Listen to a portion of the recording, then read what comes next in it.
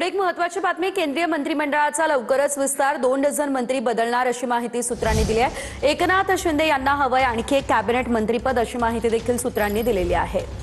शिवाय धर्मेंद्र प्रधानांना पुन्हा मंत्रिमंडळात संधी मिळणार असल्याची चर्चा सध्या रंगली आहे। काही मंत्र्यांकडे असलेली अतिमहत्त्वाची खाती कमी केली जाणार असल्याची माहिती सुद्धा सूत्रांकडून मिळते। तर काही मंत्र्यांवरची जबाबदारी ही आणखी वाढणार आहे। द्रमुकलाही केंद्रीय मंत्रिमंडळामध्ये आता संधी मिळण्याची शक्यता वर्तवली जाते आहे। केंद्रीय मंत्रिमंडळाचा लवकरच विस्तार होणार आहे आणि यामध्ये 2 डझन मंत्री बदलणार असल्याची माहिती सूत्रांनी दिलेली आहे।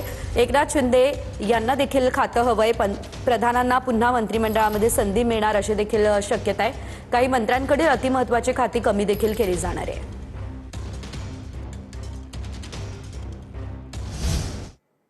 पुढे एक महत्त्वाची बातमी बघूया, ती म्हणजे शिवसेना पक्ष आणि चिन्हासोबतच अपात्रता प्रकरणावर आजही युक्तिवाद आहे। ठाकरेंचे वकील सिब्बल आणि देवदत्त कामत आजही युक्तिवाद करणार आहेत। काल सिब्बल यांचा कोर्टामध्ये तासाभरापेक्षा अधिक काळ युक्तिवाद झालाय आणि आज ठाकरेंच्या बाजूचा युक्तिवाद पूर्ण होण्याची शक्यता आहे। दुपारी 2 वाजता सुनावणीला आजही सुरुवात होईल।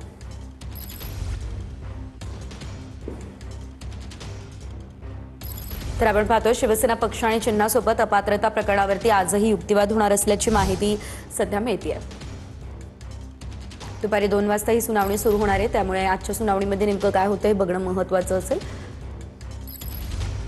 निवडणूक आयोगानं तेव्हाच्या राजेश कुमार, विधानसभेचे अध्यक्ष राहुल नार्वेकर यांनी आर्थिक आणि राजकीय दबावाखाली निर्णय घेतले। मी काय म्हणालो, आर्थिक आणि राजकीय दबावाखाली निर्णय घेतले।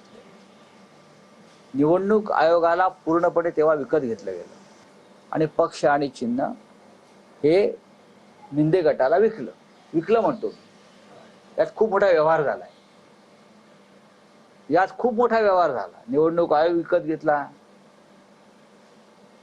मिस्टर नार्वेकर जे आहेत, काल जे कपिल सिब्बल यांनी त्यांच्या चिंधड्या उडवल्या, म्हणजे वस्त्रहरण केलं।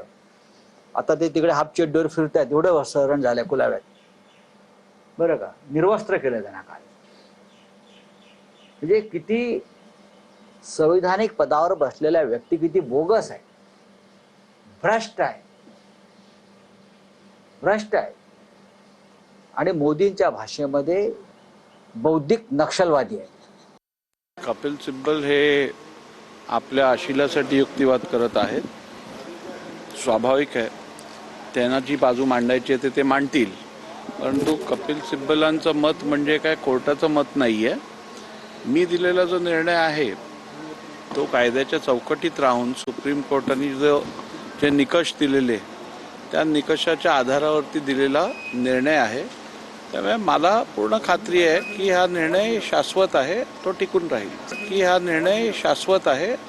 राहील। ऑर्गनायझेशनल स्ट्रक्चर बघा आपण, कॉन्स्टिट्यूशन ऑफ पार्टी बघा आणि आपण लेजिस्लेटिव्ह स्ट्रेंथ बघा, तिन्हीचा विचार करूनच हा निर्णय घेतला गेला। मी हा दिलेला निर्णय हा शाश्वत आहे एवढंच आपल्याला सांग